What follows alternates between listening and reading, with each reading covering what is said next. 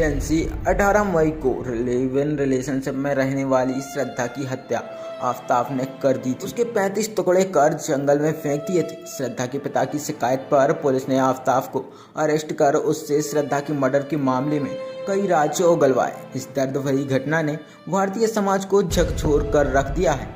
इसे लेकर सागर में प्रत्येक सागरवासी जहां एक तरफ दुखी है तो वहीं कई लोगों में ऐसी घटनाओं के प्रति जमकर आक्रोश भी सामने आया है। इस घटना के बाद शहर के मुफ्ती अबरार, सामाजिक कार्यकर्ता, कविता अधिवक्ता चंद्रप्रभा दुबे और अन्य आम नागरिकों से चर्चा कर एसजीएन न्यूज में उनकी प्रतिक्रिया जानी। सभी ने एक स्वर में इन घटनाओं को सामाजिक रंग न देने की बात कही। साथ ही भारतीय कानून में और सख्ती तथा सामाजिक जागरूकता की मांग की है। शहरवासियों की माने तो ऐसी घटनाएं फिर ना हो, इसके लिए एक बड़े कानून अति आवश्यक है। लोगों ने बताया कि अपराधी चाहे वह किसी भी समाज का हो, उसे सजा मिलनी जरूर चाहिए। वहीं यह भी बताया गया कि अपराधी का कोई धर्म नहीं होता। आपके अपने एसजीएन चैनल के माध्यम से हम भी लोगों से अपील करेंगे कि अपने आसपास यदि कोई संदिग्ध घटना की सुगबुगाहट यदि मिले तो जागरूक नागरिक बनकर पुलिस को ऐसी सूचना फौरन दें। अभी कुछ दिनों पहले आफ्ताब केस आया है जिसमें श्रद्धा का मर्डर हो गया है। आप क्या मानते हैं कि श्रद्धा जैसी लड़कियों के मर्डर के पीछे कोई धार्मिक कट्टरता है या इसे राजनीतिक रंग दिया जा रहा है?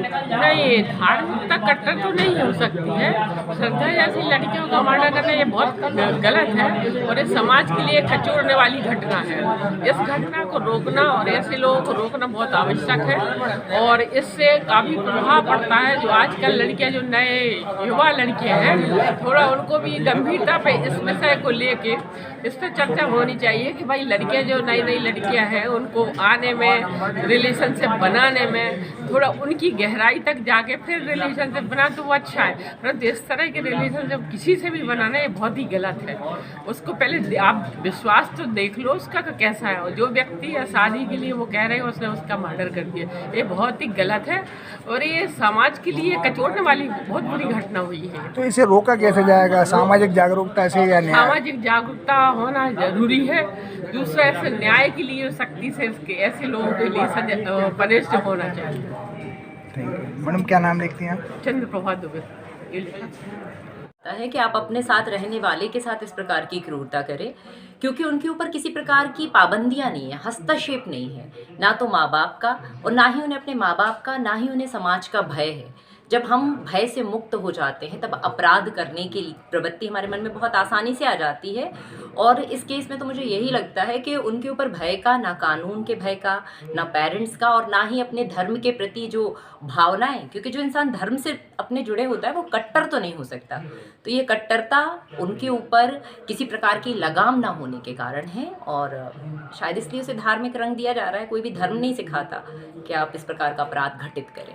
कोई सामाजिक जागरूकता या कानून से इसे रोका जा सकता है क्या, इस प्रकार की घटनाएं ना घटे आगे? देखिए, पहले समाज में ऐसे होता था कि हमारा जो पड़ोसी होता था ना, वो हमारे भाई बहनों जैसा होता था। हम अपने समाज में हमारे आसपास कौन रहता है, कितने लोग रहते हैं, उनके साथ हमारे संबंध बहुत अच्छे हुआ करते थे। आजकल का क्या माहौल है कि हम अपने घर में हैं और हमें अपने घर से मतलब है, हमारे बाहर कुछ भी होता रहे। अगर कभी कोई किसी को मार रहा है, पीट रहा है, कोई अपराध घटित हो रहा है तो हम घर से बाहर झांकना या किसी परपंच में फंसना नहीं चाहते। हमारी समाज के प्रति कोई जिम्मेदारी ही नहीं रह गई है। हम खुद अपने समाज के प्रति जागरूक नहीं है। अगर हमारे आसपास कोई भी व्यक्ति रहने आता है, वो कहाँ से है, वो क्या करता है, वो किस जगह जाता है, उसके किन लोगों से संबंध हैं, इसके बारे में हम जानकारी लेना नहीं चाहते हो। जबकि हमारा परम दायित्व होना चाहिए, कर्तव्य होना चाहिए। पहले हम सुख दुख में काम आ जाते थे लोगों के, आजकल हमने ये भी बंद कर दिया। अगर कानून में ऐसा हो कि अगर कोई रहवासी हमारे आसपास घर के पास आता है, कोई मकान मालिक कोई नया किराएदार लाता है या कोई भी व्यक्ति नए मकान लेते हैं तो उसकी सूचना पहले पूरी गली को होती थी। पहले होते थे ना भाई कि हमारे गृह प्रवेश उत्सव हुआ करते थे सब में, जिसमें पूरे मोहल्ला को जानकारी होती थी कुछ बाजू में हो रहा है।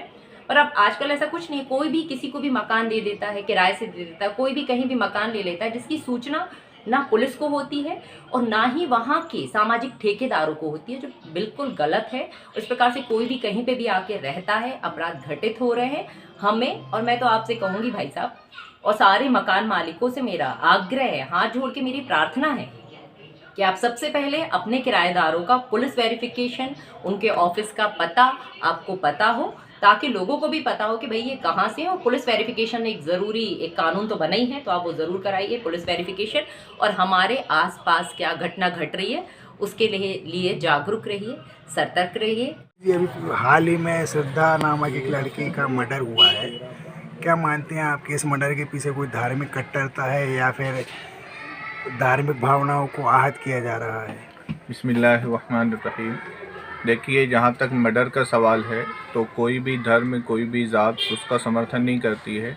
इंडिया का रिकॉर्ड मैं आपको बताऊं, हर दिन 80 मर्डर हो रहे हैं जो ऑन रिकॉर्ड है, और हर 2 मिनट में 3 रेप केस हो रहे हैं जो ऑन द रिकॉर्ड है, और एक रिपोर्ट के हिसाब से हर घंटे में 3 रेप केस हो रहे हैं। तो ये किसी ज़ात और धर्म से रिलेटिव नहीं है, इसलिए इसको किसी ज़ात या धर्म से जोड़कर कट्टरता को साबित करने की ज़रूरत नहीं है। अगर हम रिकॉर्ड चेक करें तो पिछले 2 सालों के अंदर 6 साल से लेकर 60 साल से प्लस औरतों तक के रेप केस हुए हैं, जिसमें सबसे ज़्यादा रेप केस जो है 16 से 18 साल की बच्चियों के हुए हैं। तो इसको किसी भी अच्छा, इसमें बड़ी बात ये 97% रिलेटिव वो हैं जो ताल्लुकात वाले हैं, लड़कियों के पहचान वाले हैं। इसमें 30% के करीब वो लोग हैं जो रिश्तेदार हैं या ऑनलाइन साइट्स पर मिले हुए हैं। तो इसको किसी ज़ात धर्म से जोड़ने की ज़रूरत नहीं है। अलबत्ता ये जिसने भी किया, मैंने तो उसको देखा भी नहीं, और बहुत ही गलत है। इस्लाम इसकी कतई इजाज़त नहीं देता है और ये ऐसा नहीं होना चाहिए। इससे सामाजिक जागरूकता या फिर कोई कानून बना के रोका जा सकता है? मैं समझता हूँ हमारा जो कानून है, अगर उस पर सख्ती से अमल हो जाएगा तो भी ये रुक जाएगा। हमारे यहाँ सबसे मेन मसला है कि अपराधी को सज़ा नहीं मिलती है, और उसको सेशन बाई सेशन, फिर हाई कोर्ट, फिर और ऊपर जाने की आज़ादी होती है, जिसकी वजह से सालों केस चलते हैं और वो बाइज़्ज़त बरी हो जाते हैं। अभी जैसे हमने देखा कि वो गुजरात मामले में 13 साल बाद उन सबको बरी कर दिया, बाइज़्ज़त बरी कर दिया। तो ये कहीं ना कहीं जो है हमारे कानून की तरफ से जो छूट मिल रही है, या अपराधियों को, मुजरिमों को जो है बढ़ावा दे रही है। इस पर सख्ती से रोक लगना चाहिए। धार्मिक कट्टरता नहीं आने चाहिए, चाहे वो हिंदू हो चाहे मुसलमान हो। जिसने अपराध किया है उसको कानून बना है, और कानून को अपना काम करने देना चाहिए। उसमें ना हिंदू ना मुसलमान कोई संगठन इसमें हस्तक्षेप ना करे। शासन ने जो कानून बनाया है, कानून अपना काम करे। और ये ज़रूर कहना चाहूँगा कि जो कानून है इसको और सख्त करना चाहिए, ताकि ऐसे जो केस हो रहे हैं कि 35 टुकड़ा किए जा रहे हैं बच्चियों के, तो ऐसे आगे कभी ये स्थिति ना आए। और मैं शासन से यही अनुरोध करूँगा कि ऐसा कानून बने कि दूसरा कोई सोच ना पाए कि मैं इस प्रकार की हरकत करूँ।